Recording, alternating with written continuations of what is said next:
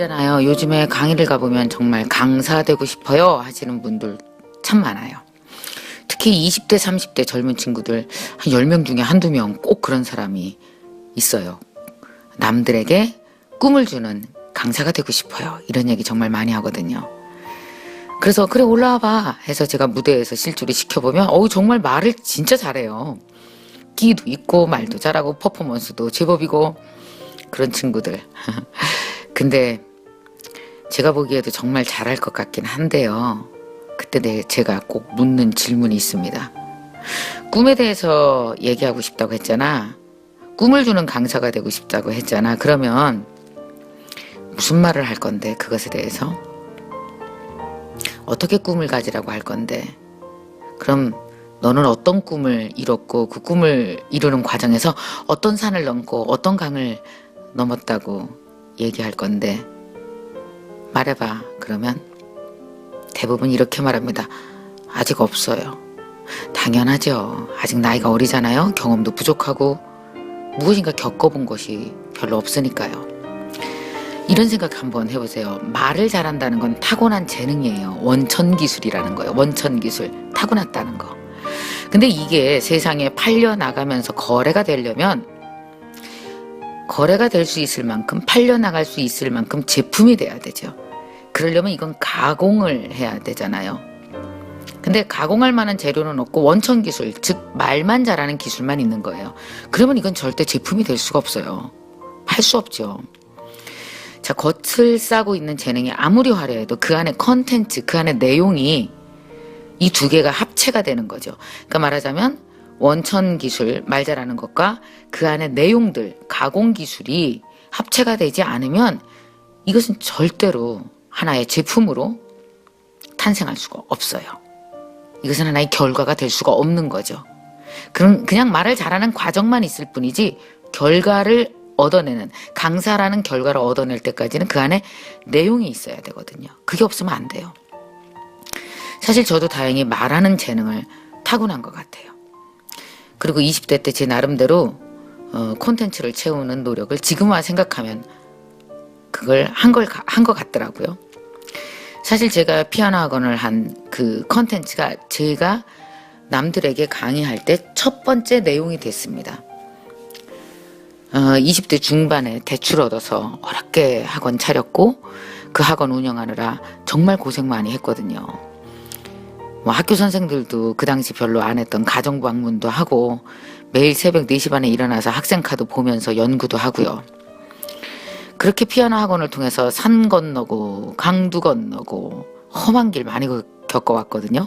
그렇게 정말 처음에 1명으로 시작해서 나중에 200명까지 만드는 과정에서 저 나름대로 얼마나 많이 울었겠습니까? 또 얼마나 많이 기뻤겠습니까? 그리고 얼마나 많이 깨달았겠어요.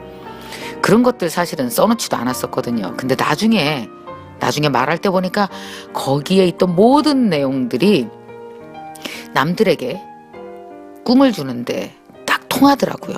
생각해보세요. 남들도 다 하나에서 시작하잖아요. 그리고 200이 되기 위해서 애쓰잖아요.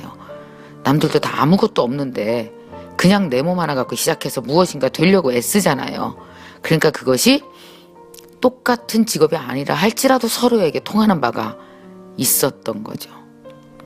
만약에 그 당시 제가 20대에 그 몇 년간 산을 넘고 강을 건넜던 그 컨텐츠가 없었더라면 저는 아무리 말을 잘한다 할지라도 말에 대한 재능이 있다 할지라도 저는 강사가 될 수 없었을 거예요. 정말 이 세상에 무대에 설 정도로 말 잘하고 퍼포먼스 잘하고 끼 많은 사람 넘치게 많습니다. 그러나 막상 들여다보면 그 안에 내용이 채워진 사람은 그리 많지 않아요. 오히려 이런 거 아세요? 말은 좀 어눌해요. 타고난 말에 대한 재능은 없어요. 근데 그 안에 들을 만한 내용이 충분한 거예요. 정말 남들이 겪지 못했던 고생을 하면서 무엇인가 이뤄낸 거예요. 그래서 남들에게 그 에피소드 하나만으로 사람들에게 꿈이 되고 힘이 되고 격려, 용기, 위로가 되는 거예요. 그러면 강사할 수 있죠. 얼마나 많은 사람들이 하고 있는지 아십니까? 자, 이제 강사가 되기에 충분한 장점을 갖고 있다면 그 장점 안에 내용 채우는 노동을 하셔야 돼요. 그런데 많은 친구들이 자신의 장점이 자신의 인생이 되고 자신을 먹여 살려 주리라는 그런 착각을 해요. 아니요. 장점은 나를 먹여 살리지 못해요. 그 장점 안에 들어있는 내용 때문에 내 장점이 나를 먹여 살려주는 그런 역할을 할 수 있는 거예요. 내 장점이 내 인생의 역할을 하게 도와주시려면 그 안에 내용을 채워서 장점이 살아날 수 있도록, 장점이 자신의 역할을 할 수 있도록 도와줘야 돼요. 내 장점을 도와주라고요. 만약에 말 잘하는 장점은 있는데 내용은 없어. 근데 저 진짜 강사하고 싶었거든요. 그걸 나이 40, 50까지 얘기하고 있으면 어떻겠어요? 내용이 없어서 강사가 못 됐잖아요. 그럼 어떨까요? 엄청 슬퍼지죠. 나 원래 강사하면 잘했을 사람인데, 그치? 응. 그거 아십니까?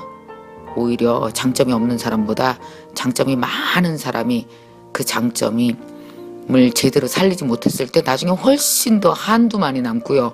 훨씬 더 후회하고 슬프게 살아요. 그래서 강사가 되고 싶다면 10%의 재능만 믿지 말고 90%의 콘텐츠를 채우는 노력을 오늘부터 시작하세요. 콘텐츠 머리를 채우는 거 아닙니다. 몸으로 부딪혀서 부딪히고 깨지고 피나고 아프고 치유하고. 우리 딸이 나한테 그런 얘기를 했어요. 엄마, 내가 엄마 강사로 사는 거 오래 지켜봤잖아. 그래서 엄마를 보면서 느낀 건데 강사는 뭐가 강사일까 생각해봤거든. 내 생각엔 이렇다. 내가 먼저 넘어져보고 그리고 넘어지고 나서 또 일어나 보는 거야. 그리고 그렇게 넘어지고 일어난 과정에서 느낀 것, 그 깨달음을 공유하는 거, 그게 강사더라고 엄마. 예, 맞아요.